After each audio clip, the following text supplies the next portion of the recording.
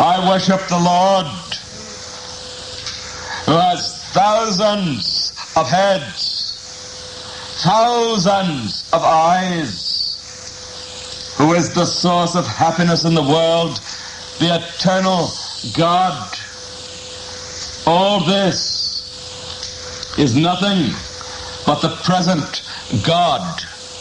All this lives by Him.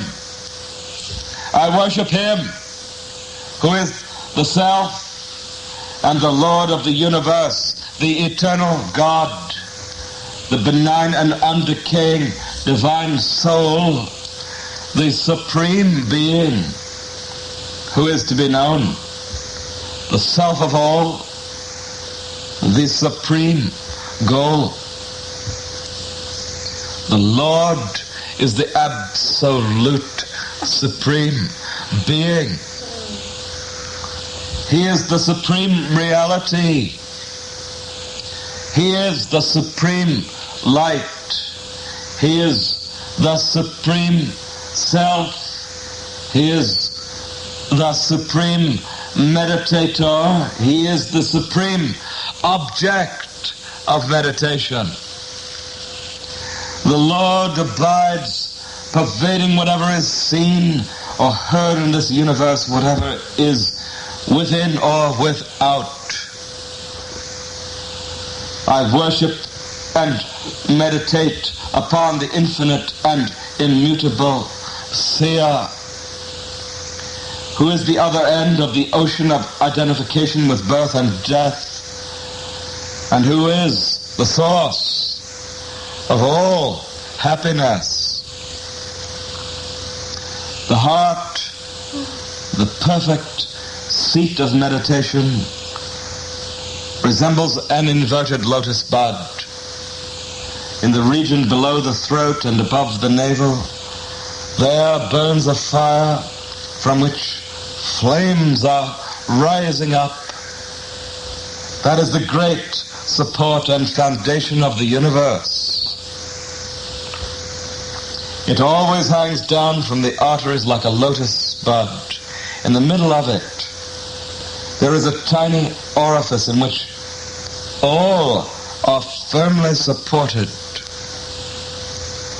In the middle of it, there is a great fire with innumerable flames blazing on all sides, which first consumes the food and then distributes it to all parts of the body. It is the immutable and all-knowing. Its rays constantly shoot upwards and downwards. It heats the body from head to foot.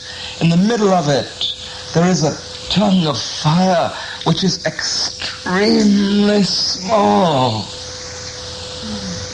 That tongue of fire is dazzling as a streak of lightning in the midst of a dark cloud, and as thin as the awn at the tip of a grain of rice, golden, bright, and extremely minute.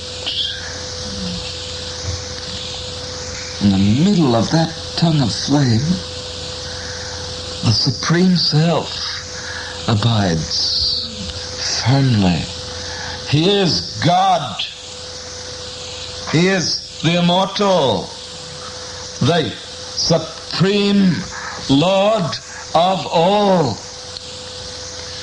I bow down again and again to the eternal law, the truth, the absolute, supreme being, the divine being, who is dark blue and reddish, the pure celibate with extraordinary eyes, who has assumed all forms.